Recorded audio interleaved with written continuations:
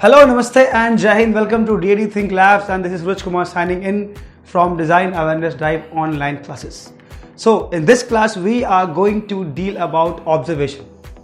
So what is observation? Everyone tells you to observe whenever you search something, that how to study design and where to start studying and learning design from. It starts from observation. So you see several videos coming up and several notes coming up. If you Google it, you'll always feel and know that this word observation has become very, very important and fancy as well. So if you ask something how to study design, people will say start observing. So how to start observing? Who is going to tell you that? What is important? What are the important points that are required to be observing? Right? Required to be more and more observant. Required to keep yourself constantly observing and making points and thoughts out of it. So now in this video, I'll be talking about how to observe, what to observe, and what are the inferences that you take out of the word called observation. Yes, observation is not just a theory. It's not just a theory. It is a word that is practically and equally important according to what we see and what we do. And it is equally as important as any other words that we do and practice practically. Right? So coming to observation, how does it start? How does it start? So whenever we talk about observation, it is something that it is within you. You must know that it is already there within you. Do not start finding notes and videos, and do not start finding on Google that how to observe. You cannot get that. Yes, there are several questions. People do believe that they do not know how to observe, and they start feeling, because see, if a teacher who is considered to be a teacher, maybe he is teacher or not, that is totally according to the situation condition which people do observe him or her. So basically, when we talk about when a person who is seen as a mentor or teacher talks about observation, it becomes very difficult for a student to digest that yes, if I am talking about the word called observation, sir knows it, ma'am knows it, but how would I know that? So people have been coming and putting on pressure on students and more of the kids they are anyway observant, they are anyway exploring. Then there is no need to bring this observation in a new mode. Do not complicate this word observation. That is a request, a very simple and a beautiful request, and a very honorable, respected request to people who are teaching design. Do not, never ever complicate this word called observation. It is always there. It is there in each and every individual. I'll give a very classic example. So I do quote this example in general everywhere because it's very connected. So see, everyone knows that people are very much attracted towards opposite sexes, right?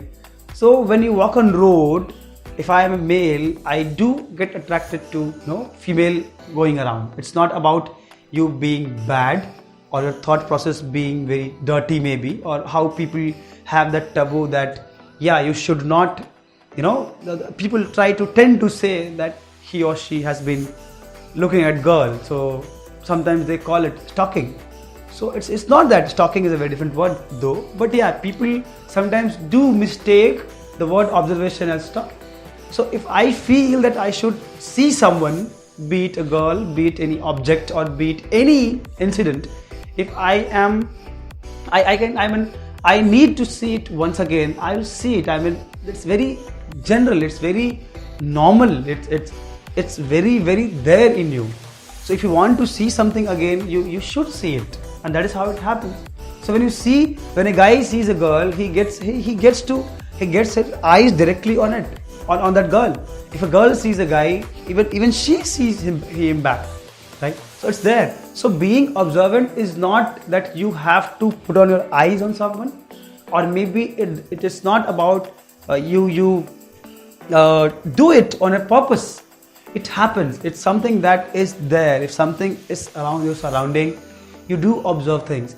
If you're seeing and watching everything, that is where you start observing. That is the first step towards observation.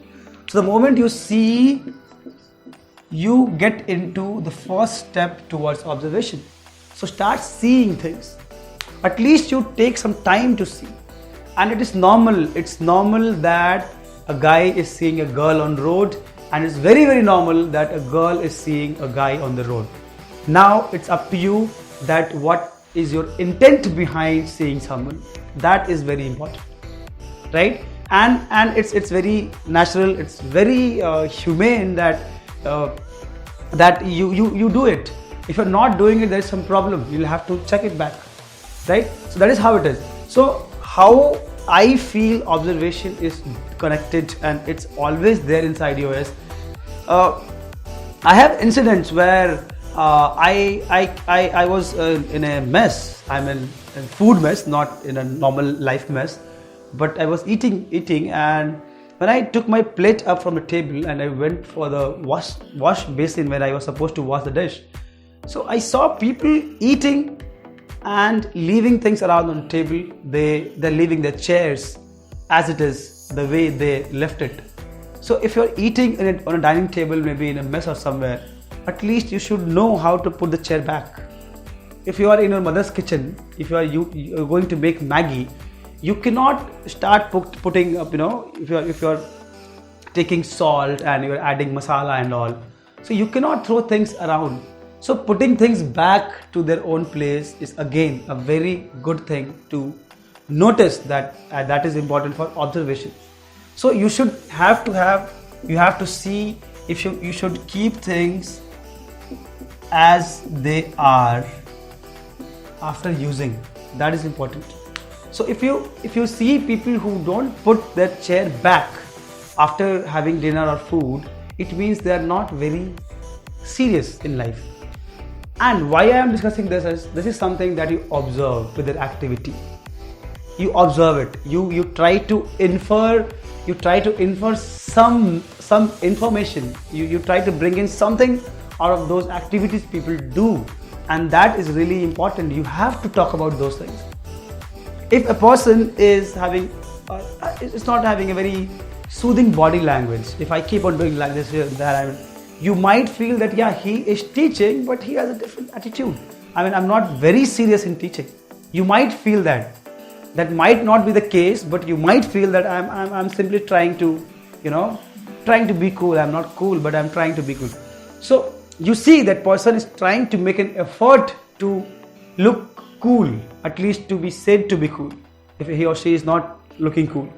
So these things, if you observe, and these things are very, very there. I always say that it's there, it's in you. So if you try to see things and then you keep some information out of it, or you grab some information out of it, or you take out some message out of it, that becomes observation. So anything you do, everywhere you go, any way you behave can be a part of observatory process.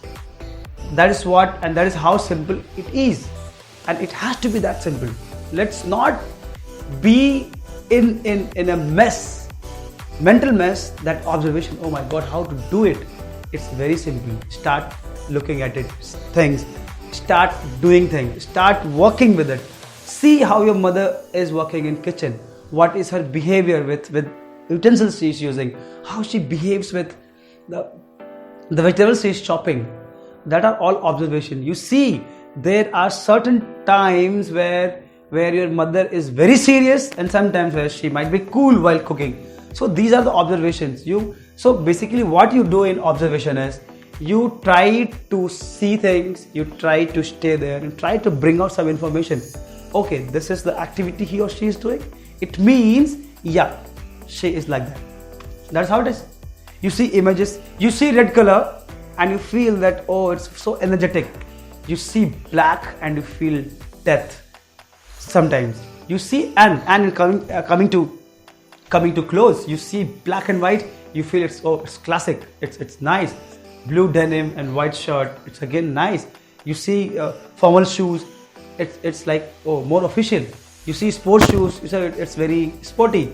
So that is how it is. So things are there. So basically what you do, you start connecting things, right? You start connecting things. So when you observe, one thing you do is you start gathering information. So observation is one, seeing. It's not just the observation process. It's not just observation. This is first step. 2, you gather information, and that information is totally according to your thought process. If you see something and you find some information, it means that is how you process the information, how you think about it, right? Now 3, you gather information that yeah, this is happening, this might be the case. You try to connect, right? You try to find on possibilities. You try to look onto possibilities on what are the possible aspects and what are the possible points that might appear when we talk about gathering information, or what are the possible points might appear to your mind if you see someone acting in a certain way. That is how it is. So in third, you kind of infer. I mean, you bring out that information for you at least, and you make sense. Okay, someone is always laughing. He might be mad. He might be hiding something from others. He or she might be very careless. He keeps on laughing. He keeps on doing things which are not important. He might be careless. And yeah, and then you finally see other things attached to that person, and then you infer. Okay, he was always laughing. He was doing this, and he was doing this. So these 3 things bring to me one information that he is mad. He has gone mad. So he's supposed to be sent to. And when you infer that, then you talk about problems and their solutions. So that is how observation is. You see it, you gather information according to what information do you already have in you, right? You infer something, you bring out something, some information, that is you zero down to one point, right? Gathering information is you try to tuck, you get all these things happening in mind. So you get 4 or 5 informations, and then you try to align them together and come to 1 0 point, and that is where the inference, how you infer out of something out of that information process. Or maybe you decipher something that you feel that, oh, I discovered that this man has gone mad. So that's how it is. Then we come to the problem solving approach. Whereas if you infer something, if I have gone mad, you know that he has gone mad, it means I am supposed to send to some hospital, mental asylum, right? And there you find problem. There you find the solution of the problem. So the one who understands how observation is done is the one who knows who or she is. So whenever I talk about observation, I simply start with know who you are. That's it. Observation is. So basically in the end, you tend to know who am I. This is how it's going to be. It is that simple. Observation means who am I, how I think, how I react, how I behave, what kind of information do I collect, what kind of information do I infer from things. That is how it is, and that is how observation is. In simple form, observation is you see, you process, and you decide. That's it. It's very simple. And you need not have any book. You are not supposed to have any book. You are not supposed to kind of look onto several videos. This video is just to make sure that observation is practical and everyone is doing that. You are already into it. You are doing it every day, every second, every moment. You do not need to have some assignments, especially as per se, to be more observatory, to talk about observation. It's there. You are doing it. It's time to realize. It's time to understand that no. If you are a teacher, you say that you are very observant. It means I am also. So you have to keep in mind things are happening around, and you try to find information. Okay, this is happening. This should be the case. This is happening. This should be the case. That is how it's going to be, and that is how easy observation process is. So yes, try to know yourself, how you see, how you behave. Everything is observation. Anything happening around you has a reason behind it. okay, you should not know the actual reason behind what happened right now, but you should have your own way of thinking and processing the information that why this should have happened, why and why did it happen. Okay, I don't want someone to answer it for me, but yes, according to my knowledge base, according to my own personality, according to who am I think that if this marker did fall, these things are going to be the case, and these things are going to be the possibilities why did marker fall. So it's not about observation, is who am I and how I think. That's it. Nothing else. What I think according to this, what I think according to the situation I have, how I behave, that is my own way of dealing to it, and that is observation. That is why observation is very, very, very subjective. It is totally dependent on the individual. You cannot generalize the word called observation. It is very individualistic. It is very, very, very subjective. It's you and your ability to pursue things, ability to gather information, ability to bring out something out of things happening around you. That is what it is, and I think I have simplified it a bit, right? So we have these classes happening every time, and we are going to come up with other ways of dealing in design. So we are into design thinking process, yeah, and yes, you should keep on visiting this channel. I'll be coming with several other videos. We are going to have several teachers as well who are going to teach you how design and English is associated, how design and other things are associated. So we are into life skills and life skills management, and design is going to be the disruptor of the global economy one day, and that is how we have started doing it.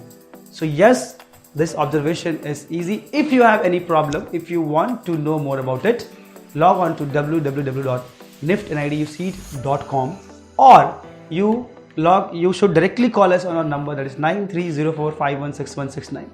I would not say that you would like and share and subscribe. You have already done it, and I know you do believe in us and you will do it, right? So see you again in the next video. Namaskar and Jai Hind.